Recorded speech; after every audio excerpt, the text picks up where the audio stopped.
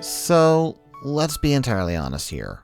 We've all had that point in our lives where we would be really deep into a particular franchise, gone through its ups and downs, and for some of us have even made careers out of them. And for some of those franchises, they've been on rockier roads as of late.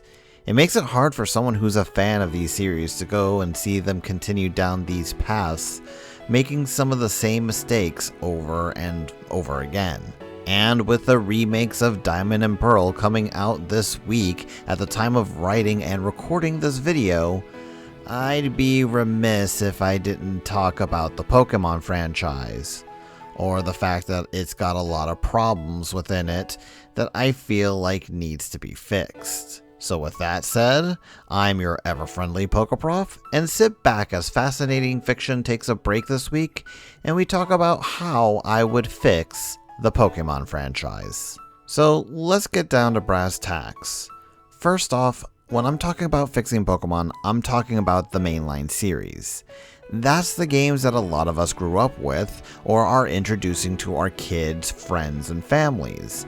And while there are other games of the franchise that could use a number of tweaks to fix them, Pokemon Go! The main games are the ones that get the most focus and the ones that I feel need the most help.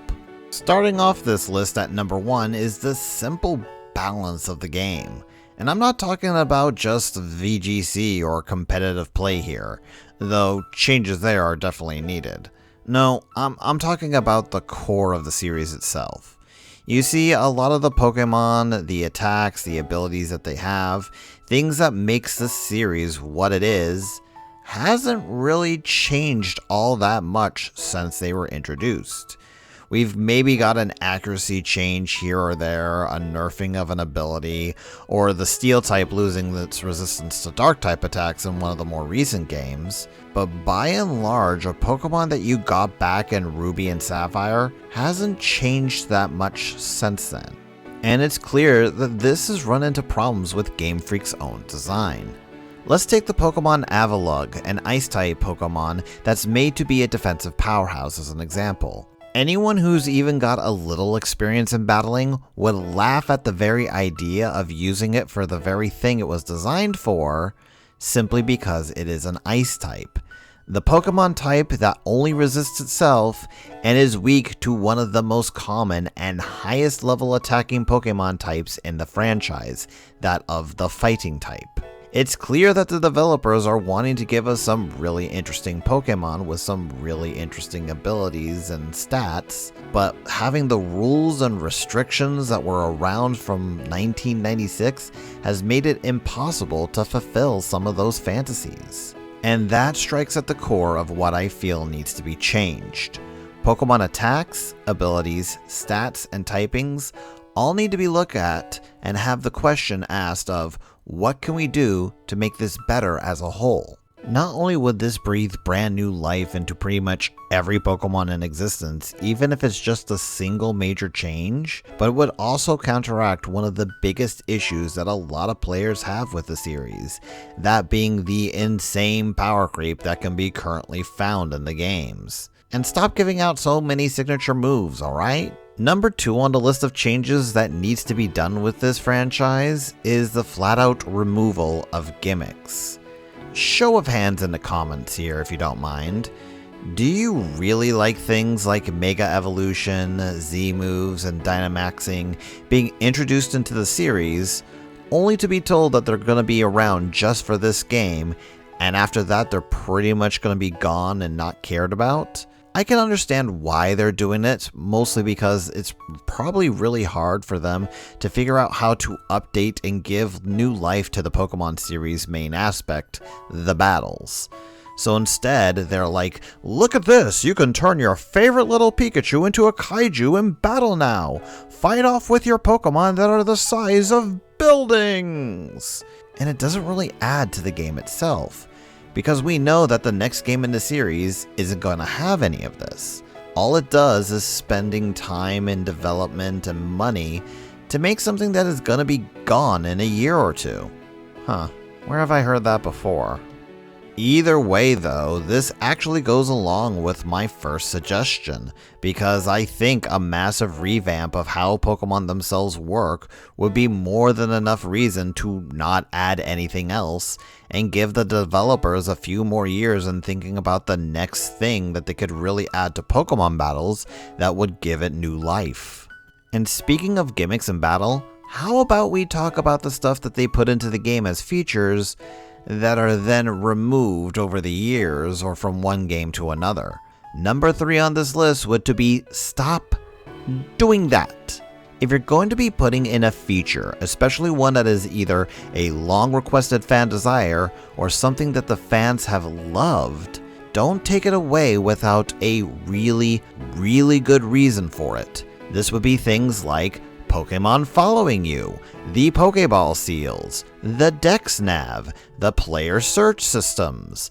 These are all things that the fans of the series have loved, and a lot of these aspects have been removed from the series in one game or another for no real reason. Some of these features are the most celebrated aspects of their main games, and the setup is still there. Game Freak just decided to remove it. It just boggles my mind. And here's a bit of a follow-up to that.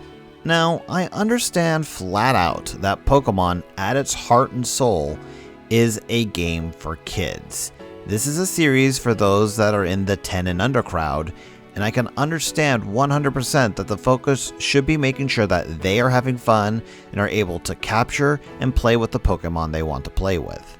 But then you've also got players who are like me, who have been around since the era of Red and Blue, and ignoring these players feels like a massive misstep. There's no reason why there should not be a hard mode difficulty in Pokemon at this point, for those who want to have a little bit more of a challenging game. There's no reason to remove things like the Battle Frontier that offer an area where people can go and learn about the more competitive side of the franchise. Just because the focus of the game is towards the kids doesn't mean you can't give some option for those of us who have been around for the 25 years of Pokemon's existence. Oh, and please, for the love of Arceus, allow folks to turn off the EXP share again. It's literally been a toggle before. There's no reason not to keep it that way. Number 4 on the things that I feel like really needs to be looked at in the Pokemon franchise is what they're going to be doing in the next 5 to 10 years. This is a series that's not showing any signs of stopping anytime soon, despite the problems that I and a lot of other people have had over the years. As such, there needs to be plans put into place, ideas and future-proofing to make sure that something that's done, say, in Pokemon Gun, doesn't end up causing problems with games 3 generations down the line. This is something in particular that should be looked in for at the animation level. Most players really wouldn't care about you reusing the same models game to game to game if that helps with making the rest of the game better. Outside of improving things occasionally when a big jump is taken, like the transition from the Black and White series to the 3DS games, something like that should be made with longevity in mind. But the 5th and final thing, the most important thing of all, is the fact that the players are kept in the loop and told the truth.